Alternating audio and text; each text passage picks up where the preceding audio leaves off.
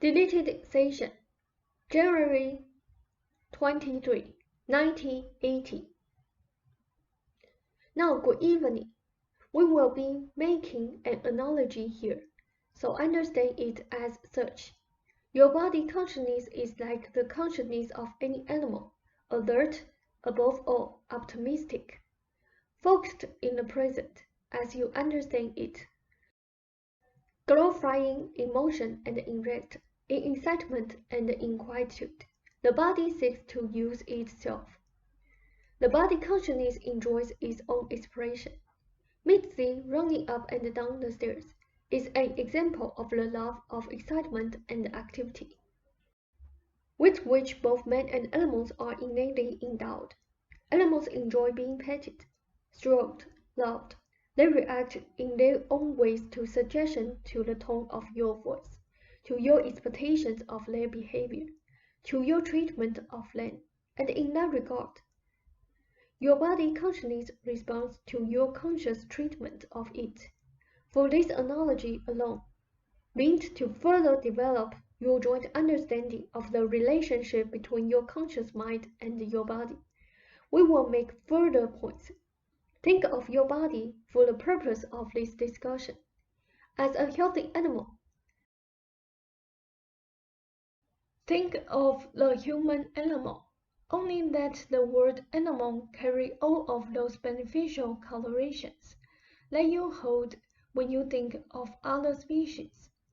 If you treated your body as well as you treated your animals, your pets, there would be little difficulty, relatively speaking.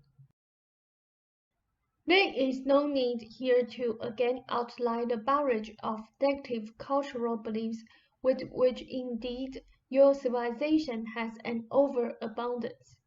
There is certainly no point either in belaboring the fact that you are still, individually and jointly, affected by some of them. Animals and your own body consciousness has little concept of age. In a fashion almost impossible to describe, their consciousnesses, the bodies and the animals, are young in each moment of their existences. I must perhaps here clear up a point. I am taking it for granted that you understand that I am referring to the mental attitude of animals and of the body consciousness, for they both do possess their own mental attitudes, psychological colorations, and above all, emotional states.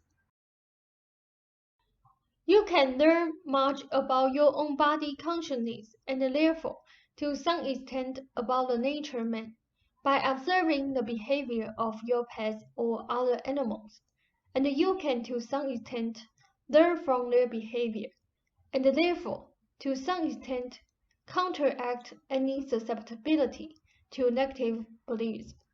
I have given some material like this in the past, but on such occasions, try to return to the moment, to the present. Perceive it as clearly as you can from the standpoint of the stimuli present before you. Mentally say, this is my present experience now.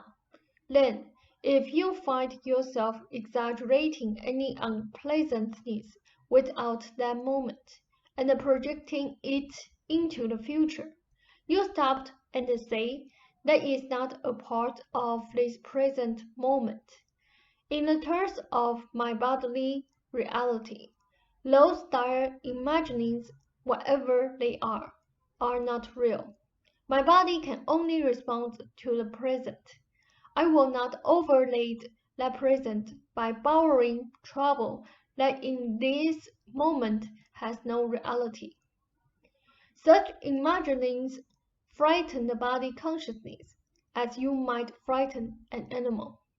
Worrying begets worry, of course, and though it may not appear so, worry provides a certain kind of invented excitement that prevents you from seeking a more constructive excitement the longer it is indulged in. Every animal wants to know what is going on in the area of its perception. That is a normal reaction. People are the same way. That is why they chase fire trucks, so to speak.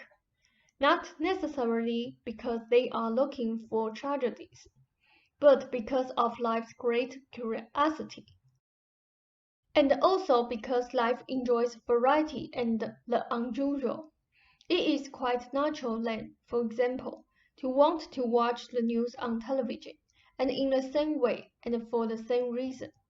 In news watching, which does satisfy a natural need, you also run into a barrage of cultural beliefs and attitudes that are secondary. They are secondary in that they are interpretations placed upon events. The events come first.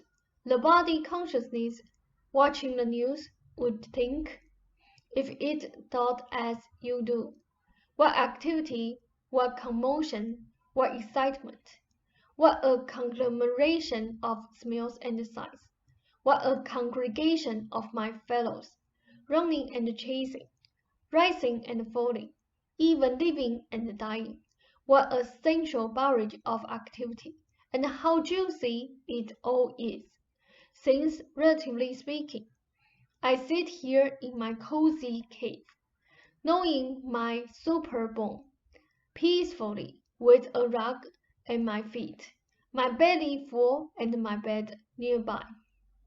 In any case, the body consciousness innately makes that distinction. It knows that it is related to those events. But it also impeccably realistic in animal terms. If the skirmish is not at the front door or in the neighborhood, the animal consciousness simply watches, all with a weary or amused mental attitude. That is animal sense. The conscious mind, however, with its cultural beliefs and views, usually cut off to a large degree from the animal wisdom, feels as if it is in the midst of a battle. It instantly exaggerates any dire circumstances, because it has been told that to exaggerate a problem and worrying about it is sane adult behavior. The same applies if a friend comes ill. The beliefs behind it say that you are vulnerable creatures, the victims of bodily distress that operates regardless of your wishes, and each instance of another's illness can then be seen as proof of one's own vulnerability. Any normal process or feeling of the body can then be magnified or dwelt upon until it seems to provide only further proof of the same fears, which are then projected into the future. Some few people in your world expect to work productively through their 90s at hard work, and do so, not because hard work keeps them alive and healthy, but because their beliefs do. They are kind to their bodies. They give their bodies credit for having an animal's good sense, vitality, and endurance. They do not think their bodies are out to get them. Rob noted, Seth probably used his 90s analogy because the other evening on TV, Jane and I saw a program about U.B. Blake, the jazz pianist, who is still performing on stage in his late 90s and doing very well at it too. His fingers seemed to be as flexible as a child's. Incidentally, he talked about taking care of his hands. He played one of his own songs on camera. He's black, by the way. She said, there is also something else you can do at such times, and try all of these suggestions of mine. For one or another may be particularly effective, while another simply does not suit you as well. One way or another, imagine a kind of neutral platform, a subjective platform. Imagine yourself standing upon it and see it as being a certain distance away from the platform of your usual beliefs. Self-disapproval is always detrimental, so it does not help, as you know, to become angry at yourself. These negative beliefs are the ones we are trying to combat in our own work. They are the beliefs you are trying to combat as well. Therefore, do not be angry with yourself when you fall susceptible to beliefs that are so paramount in your world. Be thankful that you can recognize them. Do you have questions? Ross said, No, I guess not. It's very good. They said, Remember the natural man. Remember his animal characteristics. Ask him what is wrong when you are bothered with symptoms, and he will most certainly tell you that you are frightening him by dire imaginings that do not exist in his world.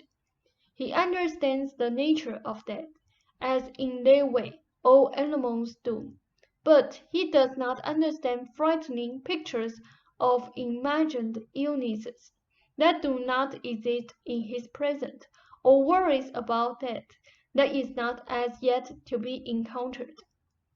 Again, he is like all animals, filled himself with unbounded, natural biological optimism. And when that biological support is allowed its freedom, you have people performing into the very latest of years with vitality, agility, and an elegance that only age can provide. Now, Robert has managed to find a platform lately that has allowed him a good deal of freedom from his usual worries. This has allowed more body relaxation and agility. In exercises, his legs are indeed more flexible, his knees more agile, and the relaxation of mind is the key, for it allows the body to express its own animal wisdom. We will return to our book at our next session. You are in good health. Structurally, meaning there is nothing wrong with your heart. Now I bid you a fond good evening, and I hope a peaceful one. Ross said, Thank you, Seth, very much.